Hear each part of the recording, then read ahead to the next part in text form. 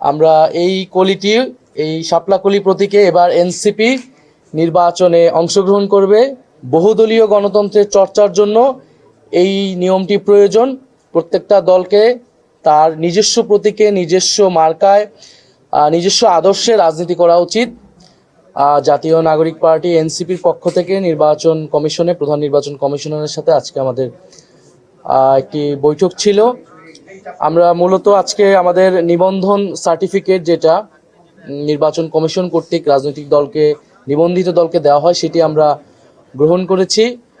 জাতীয় নাগরিক পার্টি একটি নিবন্ধিত দল হিসেবে এখন থেকে কাজ করছে। আমরা এই নিবন্ধন সার্টিফিকেট সেটা আমরা আজকে গ্রহণ করেছি নির্বাচন কমিশন কর্তৃক। আপনারা জানেন এবং প্রিয় দেশবাসী সকলেই জানেন যে আমাদের এই নিবন্ধন প্রক্রিয়ার শুরু থেকেই আমাদের জাতীয় নাগরিক পার্টির কেন্দ্রীয় এবং তৃণমূলের নেতাকর্মীরা তারা অক্লান্ত পরিশ্রম করেছেন।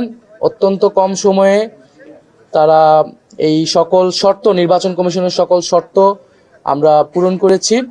আমি আজকে আমাদের জাতীয় নাগরিক পার্টির সর্বস্তরের নেতাকর্মী যারা কাজ করেছেন এবং এনসিপির শুভাকাঙ্ক্ষী যারা আমাদেরকে নানাভাবে সহযোগিতা করেছেন তাদেরকে আন্তরিকভাবে ধন্যবাদ এবং কৃতজ্ঞতা জানাচ্ছি। নির্বাচন কমিশনকেও আমরা কৃতজ্ঞতা জানাচ্ছি এবং আপনারা যারা আমাদেরকে কাভারেজ দিয়েছেন, মিডিয়া কর্মী ভাই ও বোনেরা, আপনাদেরকে আমরা ধন্যবাদ জানাচ্ছি।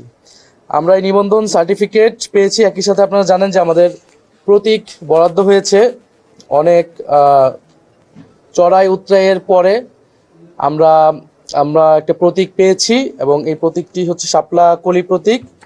আমরা এই শাপলাকলি প্রতীকে এবার এনসিপি নির্বাচনে অংশগ্রহণ করবে ইনশাআল্লাহ। জনগণের আশা আকাঙ্ক্ষার প্রতীক হিসেবে, গ্রাম বাংলার মানুষের প্রতীক হিসেবে শাপলাকলি এবার নির্বাচনে থাকবে এবং ইনশাআল্লাহ আমরা জনগণের সেই আকাঙ্ক্ষা অনুযায়ী কাজ করে যেতে পারবো। আমরা নির্বাচন কমিশনের সাথে আরও কয়েকটি বিষয়ে কথা বলেছি।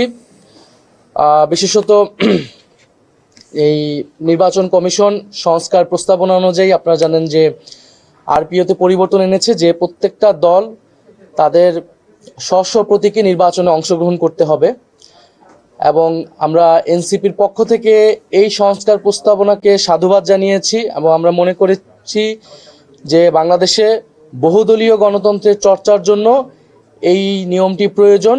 প্রত্যেকটা দলকে তার নিজস্ব প্রতীকে, নিজস্ব মার্কায়, নিজস্ব আদর্শে রাজনীতি করা উচিত। কোনো দলের সাথে জোট বা সমঝোতা হলেও তার প্রতীক আলাদা হওয়া উচিত।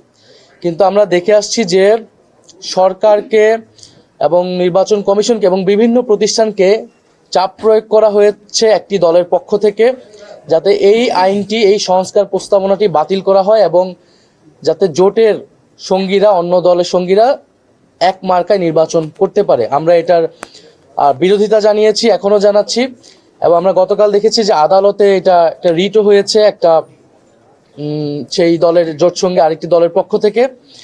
আদালতকে, যেহেতু রাজনৈতিক মাঠে এবং সরকারের কাছ থেকেও এটি আদায় করা সম্ভব হয়নি, এখন আদালতের মাধ্যমে, আদালতকে ব্যবহার করে এই সংস্কার প্রস্তাবনাটি বাতিলের চেষ্টা করা হচ্ছে।